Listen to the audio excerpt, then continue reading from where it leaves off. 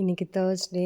என்னோட school start ஆயிடுச்சு. 1 மாதம் லீவுக்கு அப்புறம் ஃபஸ்ட்டு டே ஸ்கூல் ஸ்டார்ட் ஆயிடுச்சு.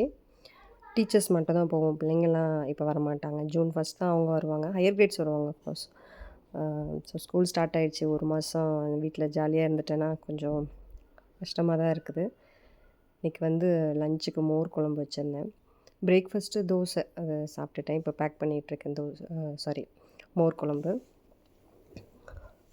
அப்புறம் என்னென்னா இன்றைக்கி எங்களுக்கு வந்து ஃபுல்லாக ட்ரெயினிங் இருந்துச்சு. ஃபுல்லாகவே ட்ரெயினிங் 4:30 வரைக்கும் ட்ரெயினிங். யூஸ்வலாக அப்படி தான் இருக்கும். ஸ்டார்டிங்கில் ட்ரெயினிங்ஸ் எல்லாமே இருக்கும்.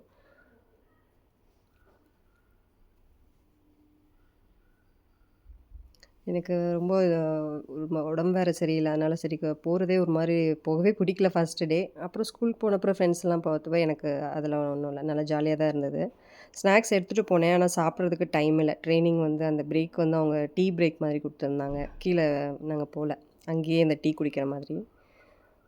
அதனால் வந்து நான் திருப்பி எடுத்துகிட்டு வந்துட்டேன், சாப்பிடல பம்ப்கின் சீட்ஸ். அப்புறம் ஹேர் கட் பண்ணேன், கொஞ்சம் ஃப்ரெஷ்ஷாக இருக்கட்டும்னு. அது பார்த்தா நான் என் 4 முடி 2 முடி ஆயிடுச்சு. அந்த பொண்ணு சரியாக பண்ணலையா இல்லை என் முடி அப்படி தான் இருக்கா தெரியல. அது ஹேர் கட்டு நல்லா வரல. சரிங்க, அவ்வளோதான். சின்ன விளாக். பை.